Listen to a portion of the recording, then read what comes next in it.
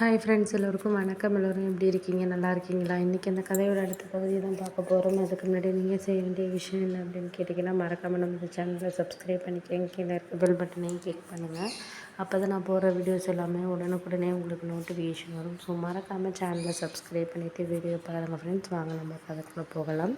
நான் அடுத்த நாளே அம்மா இந்த மாதிரி வேண்டாம் எனக்கு இந்த மேரேஜ் அப்படின்னு சொல்லிட்டு சொன்னேன். அதுக்கு அம்மா சொன்னாங்க, நீ இதையே இப்படியே சொல்லிவிட்டு எத்தனை வருஷத்துக்கு தான் என்ன இருக்க போகிற? 3 வருஷமாக இதே விஷயத்தை தான் சொல்லுவேன். நாங்களும் சரி போனால் போகுது, உனக்கு சரி ஒரு வேலைக்கு போகிற சரி அப்படின்னு சொல்லிட்டு தான் 3 வருஷமாக நாங்கள் எதுவுமே பேசாமல் இருந்தோம். ஆனால் இப்படியே இருந்தால் என்னம்மா பண்ணுறது அப்படின்னோடனே நான் சொன்னேன், இது மாதிரி நீங்கள் சொல்கிறதெல்லாம் கரெக்டு தாம்மா, நான் இல்லைங்கள, இருந்தாலும் ஒரு சில விஷயங்கள் எனக்கு கொஞ்சம் கஷ்டமாக தான் இருக்குது சொல்கிறதுக்கே அப்படின்னோடனே, ஏன் நீ அது மாதிரிலாம் நீ இன்னும் எதையும் பற்றி யோசிக்காத, நான்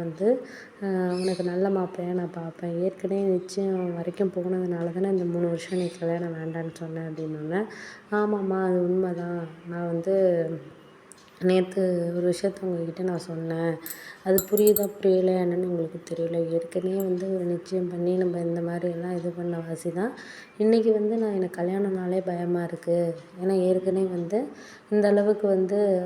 நம்ம அவமானப்பட்டோம்ல, ஏற்கனவே இந்த விஷயம் நடந்ததுனால தான் நான் இந்த கல்யாணங்கிற பேச்சே எனக்கு வேண்டாம் அப்படிங்கிற ஒரு முடிவுக்கு நான் வந்துட்டேன் அப்படின்னோடனே, சரி நீங்கள் ஒன்றும் கவலைப்படாத, நான் தடவை நான் நல்ல மாப்பிள்ளையை என் மேலே நம்பிக்கை வைம்மா, ஏற்கனவே உங்கள் மாமா சொன்ன பேச்சு கேட்டுட்டு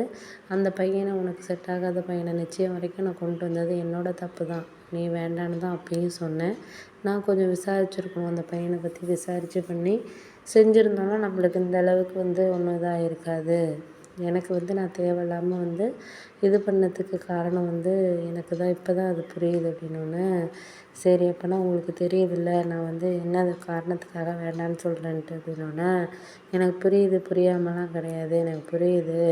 ஒரு சில விஷயத்த நம்ம சில காரணங்களுக்காக தான் வேணான்னு சொல்கிறேன் அப்படிங்கிறது எனக்கு புரியுதுமா அப்படின்னோடனே, ஆமாம் நான் சொல்கிற காரணம் உங்களுக்கு புரிஞ்சால் சரிதான், ஏன்னா நம்ம திருப்பியும் நம்ம சொந்தக்காரங்கக்கிட்ட அவமானப்படுறதுக்கு நான் தயாராக இல்லைம்மா, இன்னுமே 3 வருஷம் ஆகியும் இன்னுமே அந்த விஷயத்த இன்னுமே கேட்டுட்ருக்காங்க, இவ்வளோ ஒரு இதில் போய் நீங்கள் இவ்வளோ படித்த பொண்ணை போய் இப்படி இது பண்ணிட்டீங்க, அவசரப்பட்டு உங்களை ஏன் நிச்சயம் பண்ண சொன்னாலும் இன்றைக்கி வரைக்குமே சித்தி வீட்டில் எல்லார் வீட்லேயும் உன்னை கேட்குறாங்களே, அதுக்கு காரணம் யார் சொல்லு, நீ ஏன் இது பண்ணிக்கிட்டது தான், அதனால தான் நான் உங்ககிட்ட நான் சொல்கிறேன், முடிஞ்ச வரைக்கும் நான் சொல்கிறத நீ விஷயத்த நீ புரிஞ்சுக்கணுன்னு நான் நினைக்கிறேம்மா, இனிமேல் எந்த ஒரு விஷயத்துலையும் நான் என் முடிவுக்கு தான் நான் இது பண்ண போகிறேன் அப்படின்னோடனே, இன்னும் ஒரு வாய்ப்பு எனக்கு கொடும்மா, நீ ஏன் அப்படியே நினைக்கிற, நான் உன்கிட்ட சரியான இதில் நான் இது பண்ணலன்னு நீ நினைக்காத, எனக்கு எல்லாமே தெரியும், முடிஞ்ச வரைக்கும் என்னால் இனிமேலாம் அவமானம் ஆகாது, நீ ஒன்றும் அதை பற்றி நினச்சிக்கிட்டு நீ இது பண்ணிகிட்டு இருக்க தேவையில்ல, இனிமேலாம்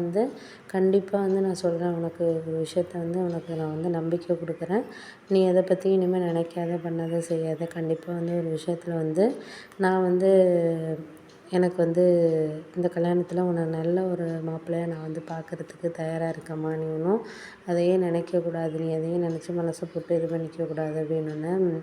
சரிம்மா நான் அதெல்லாம் நீ சொல்கிறதெல்லாம் கரெக்டு தாம்மா, நான் இல்லைங்கல்ல, இருந்தாலும் ஒரு சில விஷயங்களை நம்ம இது பண்ணுறதுக்கான தயாரான ஒரு விஷயத்த நம்ம இது பண்ணி தானே ஆகணும், அப்படி இருக்கிறப்போ இந்த ஒரு விஷயங்கிறது நமக்கு ப்ராப்பராக கிடச்சிச்சினாலே வாழ்க்கையில் நம்ம எங்கேயோ போயிடலாம், நம்மளுக்கு அது இல்லாதனால தான் இன்றைக்கி நம்ம இந்த மாதிரியான ஒரு சூழ்நிலையில் நம்ம இருக்கிறோம், பண்ணுறோம், செய்கிறோம் அப்படின்னோடனே, சரி விடு, நீ ஒன்றும் கவலைப்படாத, எதுவும் இது பண்ணிக்கிட்டு இருக்காத, நான்